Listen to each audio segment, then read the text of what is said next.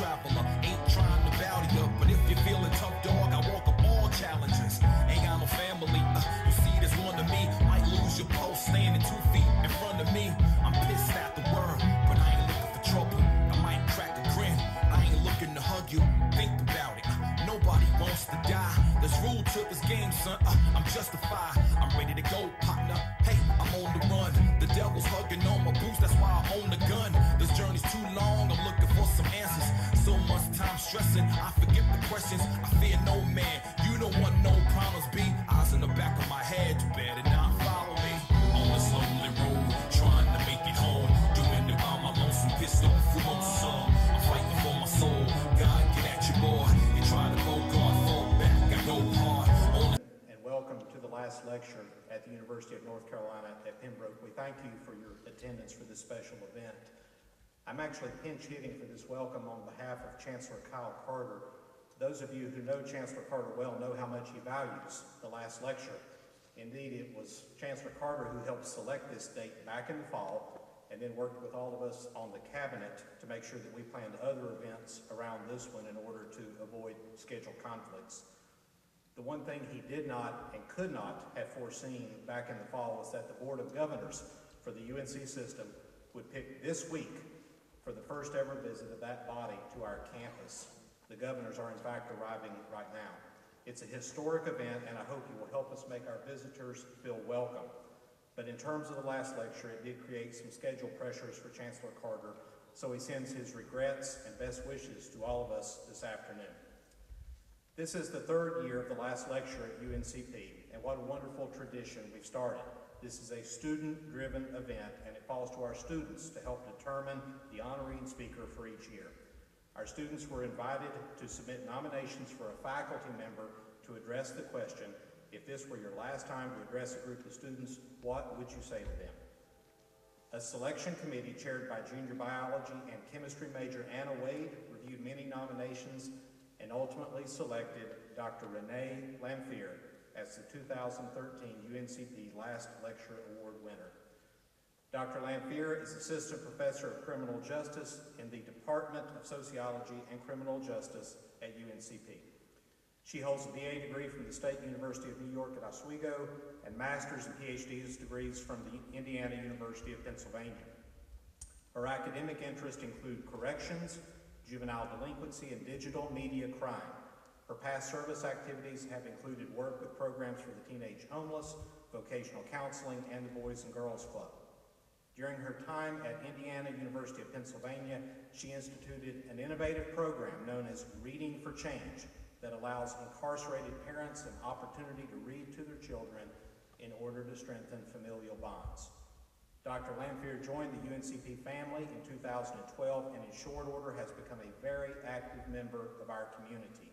She serves as faculty advisor for the Safe Zone program and volunteers her time as our campus liaison with the Robeson County Teen Court.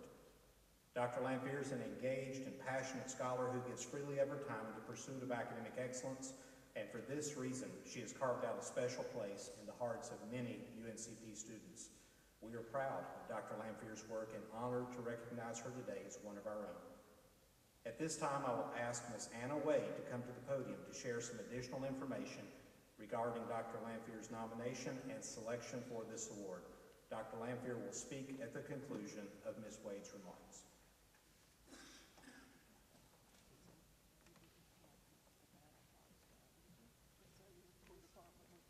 Good afternoon, everyone. Thank you all for coming to UNCP's third annual Last Lecture.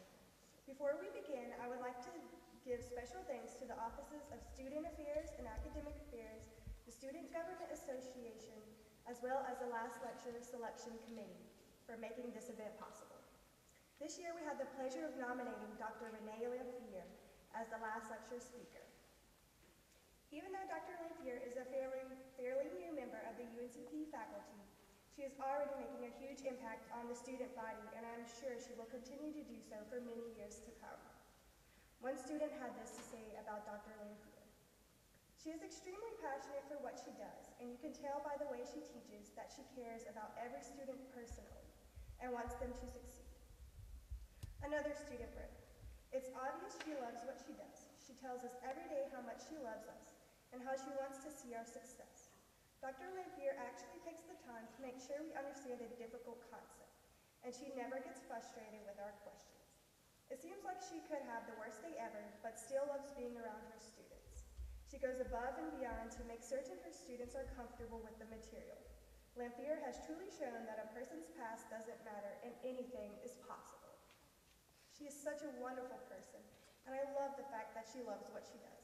It has truly been a blessing just to have her as an instructor. Dr. Lamphere truly exemplifies the UNCP motto where learning gets personal. She has inspired her students, and today she will surely inspire us all. I would now like to ask Dr. Lamphere to come out, and I will present her with this well-deserved plaque on behalf of the students and faculty here at the University of North Carolina.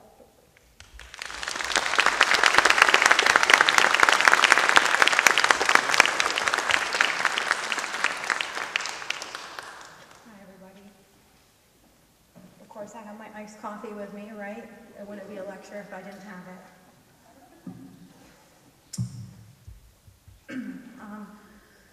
Thank you to everybody for coming here today. Before I get started, I want to give a few special thank yous to first the UNCP Student Government Association, the Office of Academic Affairs and Student Affairs, in particular Dr. Schaefer, who answered all of my questions, even my late night questions when I had them.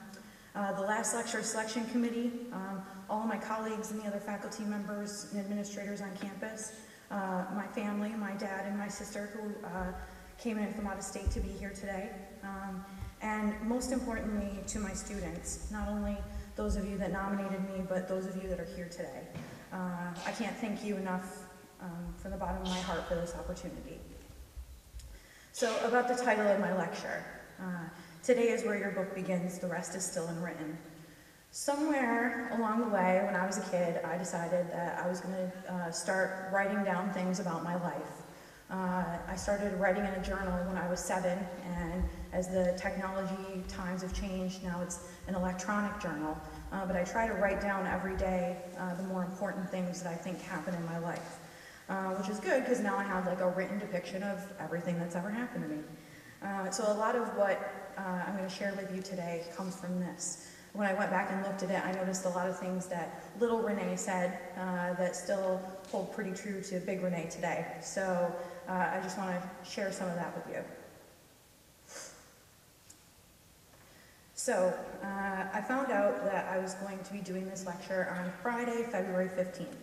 I was driving to Washington, D.C. to see some of my friends, and I stopped at Sheetz, my favorite gas station, to check my email, and I had an email from Dr. Schaefer and a phone call from her asking me to call her. It always jumps your heart a little when, you know, academic affairs calls you twice. So I called her back, and she said, I have some great news. You were chosen to give the last lecture. And at first, I had two big emotions. I was shocked, and I was immediately honored that you would even think to select me for this. I said, they know I'm a first-year faculty member, right? They know that I'm only 29, right? And she said, yeah, you really should do this. And I said, okay. So I know that I'm older than my students by only a few years. Some of you are older than me. And I know that there are a lot of people out here that are 10, 20, 30, you get the point, years older than me. And you could definitely share some of your wisdom with the students today. It was at that moment that I kind of uttered to myself, you're 29, what do you know about life? Well, this might come as a shock to some of you. I don't know everything about life. I can't offer you that today, but what I can offer you might be just as valuable. Abraham Lincoln once said, in the end, it's not the years in your life that count, it's the life in your years. So I haven't lived my entire life, but I've lived a pretty full life so far. I think each of us has a way of being in the world, and this presentation is to just show you my way of being in the world. So while I can't give you answers to get through your entire life, I can give you some advice on how to get through your 20s in one piece. And while this lecture was primarily written for my students, I realize now that I've written it, that it wasn't just for you, that it was for me too. It's not too often that you get an opportunity to take a full life inventory, which is what this allowed me to do. It forced me to reflect on who I am and who I want to be. So some of the things I'm going to tell you today are a reflection of both the person I am and the person I want to become. The date I found out about this lecture is a day that I'll never forget. After the initial shock wore off, I was able to call my dad. The date, February 15th, was 2 weeks to the day after the passing of Dr. Reneè in our department. You all know that Dr. Rowe and I were very good friends, and he was dear to all of us. So I've been walking around in this cloud of grief for a couple of weeks, and my dad knew that I was really upset, and always the source of wisdom, he said, "I know Rowe would be so proud of you. Trust me, my friend, I think he had a hand in this." And I think I felt relieved for the first time in 2 weeks, and I took a lot of comfort in that. It also gave me a lot of courage to write this lecture in the way that I think that it was intended to be written. What do I mean by that? Okay, so I would have been giving this lecture even if Rowe was here, but he's not, and that's given it a completely different meaning to me. We don't know when it will be our last day on this earth. We do not know when a conversation we have with someone will be our last. I wrote this with the honesty that Rowe would have wanted me to put into it, while keeping the fragile nature of life always in the front of my mind. And some of you have heard this story before, but for those of you that haven't, it's a good story. For those of you that have, you're going to hear it again. One of the last conversations I had with Rowe was on the Wednesday before he passed away. That was the night that the Criminal Justice Club, they started their video series, and they asked us to be guest discussants. And we were watching a movie called Into the Abyss. It was a documentary that followed a murder case in Texas and a young man who was on death row. Roald and I decided we were going to watch the movie separately and get together that day before the video and talk about it. So I watched it, and I filled up like 2 pages full of notes, and I went to Roe's office and we started talking about it. And I mentioned a few parts that I thought were interesting, and I said, you know, there was one part I really liked where they said, "Live your dash." And Roe smiled, and he slid his legal pad across the desk to me, and he said, "Oh, I like that part too." And "Live your dash" was the only thing he had written on his pad. So I'm guessing that he just thought that I would take the notes for us. So what does "live your dash" mean? In the movie, there's a part where a retired death row correctional officer was discussing what he learned in his time working there. And he mentioned that somebody had told him one time that you should live your dash. And he said, "What is live your dash?" And on your tombstone, it has the day you were born and the day you died, and usually in between is just that little dash. But ultimately, that dash represents your life. And even though we end up in the end focusing on those big dates, it's that small dash that's important. The dash is there to remind you to make the most out of your life. Out of everything in that 2-hour movie, that was the one thing that Roe thought was interesting. I think it's a powerful testament to the type of person that he was. And even though Roe can't live his dash, I can live mine, and I'll live my dash every day in honor of my dear friend.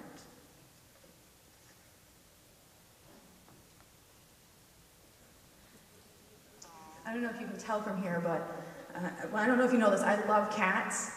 Hi, my name is Reneè, and I love cats. My dress has cat print actually on it today. I loved this morning in classes, they were like, "You're gonna wear that? For real, Lamphere?" Yep, I'm gonna wear it, and here I am. Recently, a student emailed me and was asking me a question, and then at the end, where you normally would put, "Thanks, I hope to hear from you soon," he put, "Cats are angels with whiskers." At that moment, I knew that my UNCP students really, really got me. The little angels pictured here are my fur kids, Dutchie and Casey. I know that if they could be here, they'd probably have no idea what was going on. They would probably just roam around the G-Pack aimlessly and ask you to pet them. But I like to think that they're here listening to me in spirit. In class, you'll often joke with me about how I'm the cat lady, and I think that it's funny that you think that it's a joke. Seriously, I'm a cat lady. I think that a cat's ability to cuddle up close to you and purr you into your deepest stages of happiness, all the while plotting your eventual death, is quite impressive. During one of my many life crises, which I call my dad for, I called him, I was crying, and he affirmed my cat lady status. He told me to always remember that you are part feline, because you always land on your feet. And so I think that's why I love my kitty so much. And thank you, Dad, for always reminding me that I'm part feline too. So yeah, if loving cats is wrong, I don't want to be right. And in keeping with my promise to my students, I will never own more than 4, possibly 5 cats at a time, so I can avoid becoming an animal hoarder. But as you'll see from the next picture, cats aren't the only animals that I love. That's little me. I remember the day this picture was taken. My sister probably remembers it too. She's 6 years older than me, and they insisted on dressing us in matching outfits. And you know, when you're 12 and you're wearing the same thing as your 6-year-old sister, I can see where you could harbor some resentment. So she was wearing the matching outfit to that, in case you were wondering. But I remember the day the picture was taken. We were at this place called the Fort Ricky Game Farm, and it has like all sorts of barnyard animals and wildlife animals. And in the beginning, one of the first things you do is there's an enclosure with deer in it, and they give you an ice cream cone filled with food, and you give it to the deers, and they all come near you. Well, we were the first people there, so the deer were starving, and like all these deer started like coming all close to me, and I just took off running to the end of the deer enclosure. So I remember feeling so scared. I think what you really could label that face as is the face of childhood anxiety. My first panic attack that I remember was around the age of 6. That was just the beginning of hundreds of sudden onset panic attacks that riddled my childhood. Growing up, I remember feeling an almost constant sense of worry about things that no little kid should ever have to worry about. The panic attacks didn't have a name to me at the time. I just knew that every couple of days, for no particular reason, it felt like the walls were caving in on me and I was on the verge of death. It took about another 10 years for me to officially be diagnosed with generalized anxiety disorder and put an official name to the little spells, as my grandma would like to call them. But getting the name of it didn't make it better. That's something that I worked on then and I still work on today. Anxiety is a daily part of my life and something that I constantly struggle with. There were points in my life where my anxiety was so bad that I didn't know, and I'm sure my dad would probably attest to this, how I would ever be able to even leave the house, let alone be a productive member of society. Over the years, I've learned a number of coping techniques to help me deal with this, but I fully recognize that it will not go away.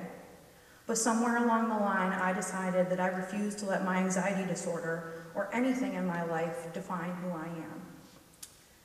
So that got me thinking, who am I? I think that in addition to the great things that I think I am, I know that I'm something that I hope that you can learn from, and that is, I am my own worst enemy.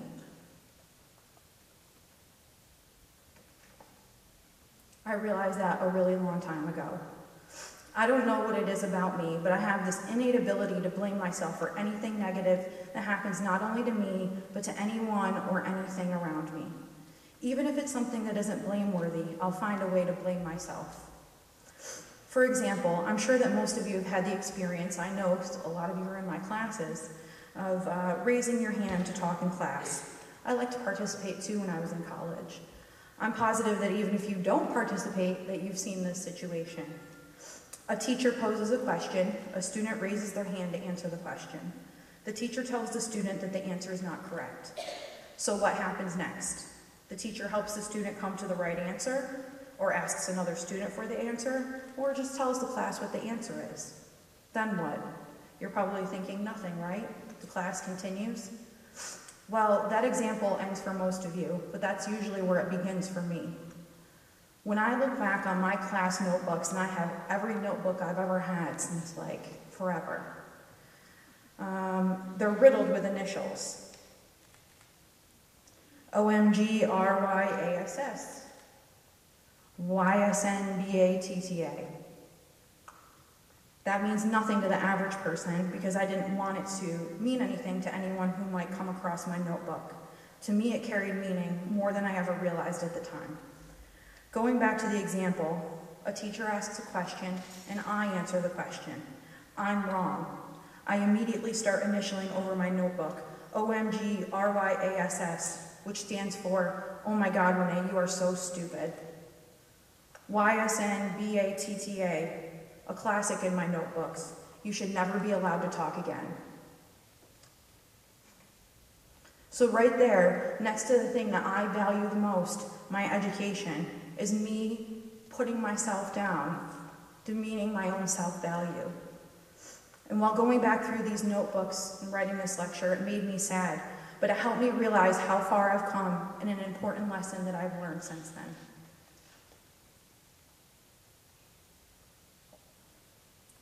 Don't be an emotional cutter.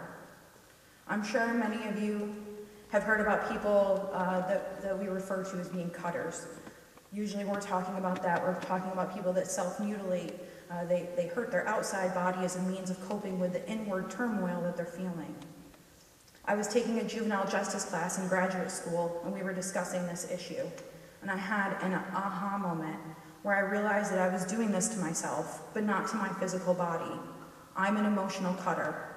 Instead of physically cutting myself, I would say these absolutely terrible things to myself. And after I was done, I would feel an odd sense of relief. It got to the point where I was literally putting myself down, not only before someone else could put me down, even if they had no intentions of doing so, I would still put myself down. Recognizing the seriousness of what I was doing was the first step in ending that behavior. I've done a lot to work on myself since then, acquiring tools along the way that help me deal with those feelings in a more positive manner. I'm not perfect. I still catch myself wanting to do this sometimes. But when I do, I just keep this in mind. If you make an argument for your own limitations, you will probably prove yourself right. Think about that the next time you say to yourself, I'm not smart enough to pass this class. If you set the bar low for yourself, you will usually find that you can clear the low bar with relative ease. So you proved yourself right, but what did it get you? A failing grade and a confirmation of your stupidity? I think that doing this, like many things in life, is more of a habit than anything else. In order to break this habit, or any habit, you first need to recognize the power of your own thoughts. Your mind is always thinking, even if you're not aware of it. Think about it. We've been here for what, 15 minutes? You've all been breathing the entire time, right? You probably just thought about your breathing when I said that. Something that you were doing the entire time, but only now are you aware of. You can now control your breaths. We could all take very deep breaths, very short breaths. The thing that was automatically done for you before is now, to at least some extent, under your control. I think the same thing goes for negative thoughts. Even if you're thinking about them, even if you're not thinking about them, they're probably always there. Once you become aware of them, you can work towards controlling them. I literally practice bringing up negative thoughts and ignoring them on an almost daily basis. And if you do ever catch yourself doing this, remember this. Remember I said this. It's okay to cut yourself some slack. Maybe some of you don't ever feel like this. Maybe you think I'm talking about something you have never had happen to you, but I suspect that a lot of you probably know what I'm talking about. Remember right now, remember that there are other people, or at least remember that there's one person, me, who knows how you're feeling. Remember I said you can cut yourself some slack.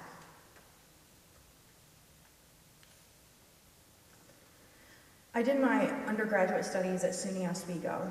Something many of you don't know about me is that I entered my freshman year of college as a music education major. I have my graduate degrees in criminology. Seems like a pretty big jump, right? When I think about how I got from music to crime, I can narrow it down to one decision that I made, one fateful decision that changed the entire course of my life.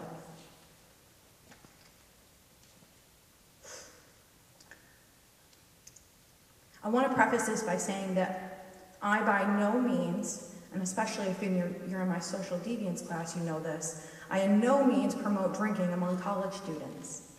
But I needed to be honest when I told this story, and alcohol did play a major part in it. It was Thursday, September 20th, 2001.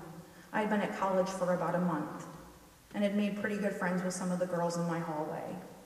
There was a little bar in town that had a reputation for letting in underage students. The girls and I went there the first weekend of school to see if the rumors were true, and they were. They didn't even ask for my ID.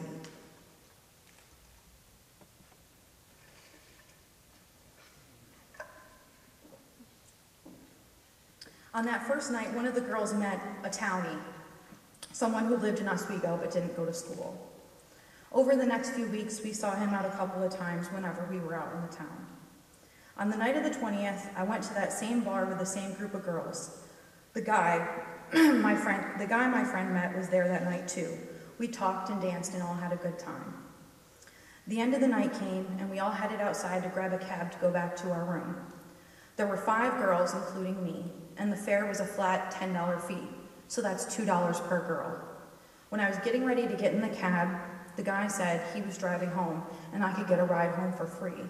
For free? I won't have to pay the $2? Sounds great to me. Had my girlfriends not been so intoxicated, I'm sure they would have objected, but they more or less said, okay, see you later, and stumbled into the cab. I got in the guy's car, and instead of heading to campus, he said he needed to stop to feed his dog. Okay, I can do that.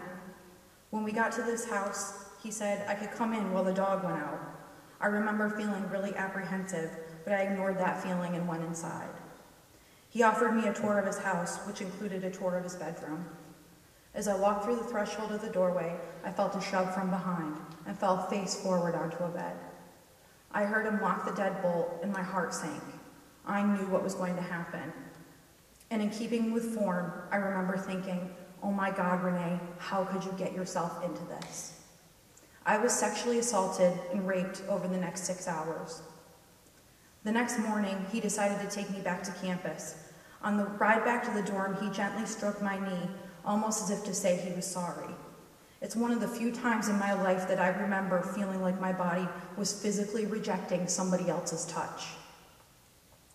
When we got back to the dorm, he grabbed my wrist tightly and reminded me that this was something that was between me and you. I agreed and he let go. I wish that I could say this is the point where I told someone what happened, but it wasn't. I showered, I got dressed, and I went to class. Looking back now, I know the reason I didn't tell anyone is because I felt like I was the one who had done something really wrong. You screwed up again, Reneè. I would have to tell my parents I was drunk, I was at a bar, and that I rode home with a virtual stranger.